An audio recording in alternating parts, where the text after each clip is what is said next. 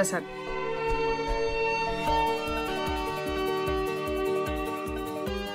आई, मला जरा बोलायचं. का? काय झालं? लगेच काळजी करू नकोस, बोलायचंय फक्त थोडं. मी एक निर्णय घेतलाय. काय ग? आता काय? नाही, हे बघा, आत्ताच देवाला प्रार्थना केली की सगळं व्यवस्थित होऊ दे, सगळं चांगलं होऊ दे, कोणावर कुठलं संकट येऊ देऊ नको. आणि तू असं लगेच त्याला संकटात टाकू नकोस ग. आई, माझं ऐकून तर घे आधी. मी तुला नेहमी म्हणत असते ना की मला पैसे हवेत, तू मला पैसेच देत नाहीस का, माझ्या इच्छाच पूर्ण करत नाहीस. पण मला आता जाणवलंय की माझ्या इच्छा पूर्ण करायला मी काहीच करत नाहीये. मी पण थोडे कष्ट घ्यायला हवेत ना. म्हणजे बाळा, सगळं ठीक आहे ना? आता ठीक आहे, आधी नव्हतं. मीच वेड्यासारखी वागत होते. पण आता माझ्या डोक्यावरून सगळं भूत उतरलंय आणि मी नोकरी करायचं ठरवलंय. तू नोकरी करणार? हो, आता इतकं शिक्षण घेतलंय तर उपयोग व्हायला नको? पण तुला जमेल ना बाळा? का नाही जमणार? उलट आजपासूनच मी घराबाहेर पडून नोकरी शोधणार आहे. म्हणूनच तर सगळं आवरून बसले. खरंच चांगला विचार आहे दिव्या बाळा. हे बघ, तू जर हे असंच वागत राहिलीस ना शाण्यासारखं, तर तुझ्याच संसाराला हातभार लागेल, नाही का? काय चंदन? खरंय आई. आणि दिव्या, तू कर नोकरी, माझा पूर्ण सपोर्ट आहे तुला. बरं, जरा गॅरेजवर काम आहे, मी निघतो आता. मी पण निघतेच. आई, अगं सुखी राहा. चला.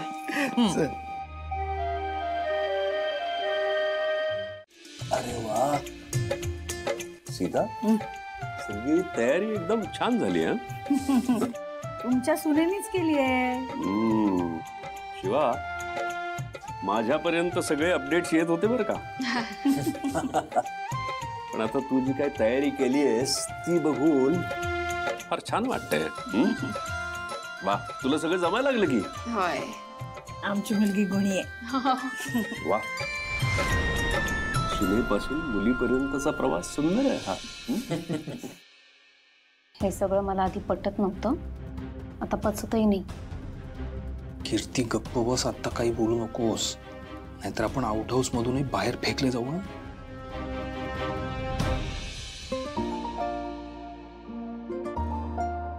तुम्हाला सगळ्यांना एक मी रामाची कथा सांग.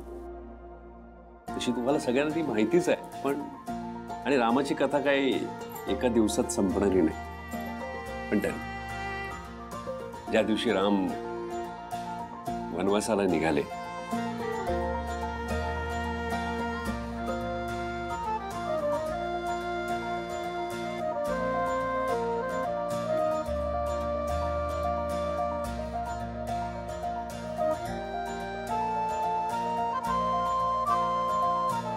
मांजा येतोय नाही, मांजा आलाय. किती उशीर तुला? काय चाललंय तुझं? कुठे सांगितलं होतं लवकर उठ? अरे कामच करत होतो. काय काम करत होतस तू? काय करत होतो आता तुला बास, आता आपण कार्यक्रमाला सुरुवात करूया. सुरुवात करूया. सॉरी. चल चल चल. चला, तर लेट झालं त्याबद्दल सगळ्यांना सॉरी. आपण हा जो कीर्तनाचा कार्यक्रम आयोजित केलाय, या निमित्त कीर्तिताई आपल्या इथे उपस्थित आहेत. हरिभक्ती पारायण राजेंद्र बुवा मांडेवाल यांचं आपण टाळ्या वाजवून स्वागत करूयात. आणि आमचे उत्सव मूर्ती भाऊ, मी तुम्हाला विनंती करतो की महाराजांचं स्वागत करा. पटकन जा, पटकन जा.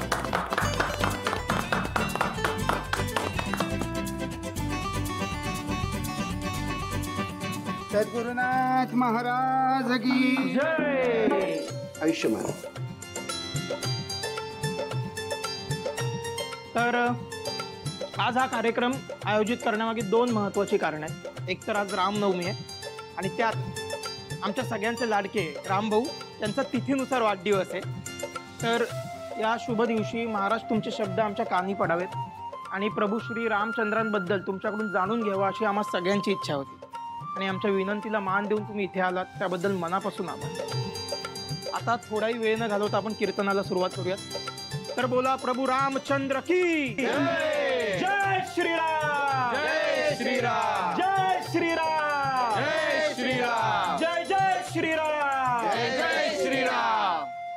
आणि गंगेच्या किनारी आले तोपर्यंत सुमंत्र जो प्रधान होता सगळं सैन्य घेऊन आणि रामाला भेटायला आला.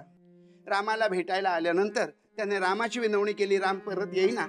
जाता जाता त्यानं लक्ष्मणाला विचारलं, लक्ष्मणा बाबा येतोस का माझ्या बरोबर? सगळं अयोध्या तुझी वाट पाहते. त्यावेळेस लक्ष्मणानं आपणहून हात जोडले आणि सुमंत्र प्रधानाला सांगितलं, अरे माझं सर्वस्व काही राम आहे, त्या रामाला सोडून मी जाऊ शकत नाही. माता रामो मत्पिता रामचंद्र स्वामी रामो मत्सखा रामचंद्र सर्वस्व मे रामचंद्रो दयालु न अन्यम जाने नैव जाने न जाने.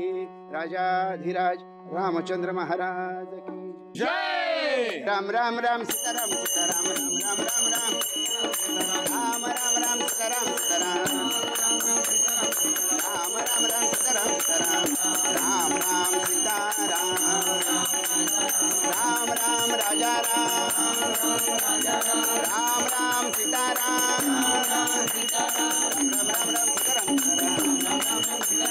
राम राम राम सीताराम सीताराम. पुंडलिका वरदे हरि विठ्ठल श्री ज्ञानदेव तुकाराम पंढरीनाथ महाराज की जय. राजाधिराज प्रभु रामचंद्र महाराज की जय. जय जय रघु.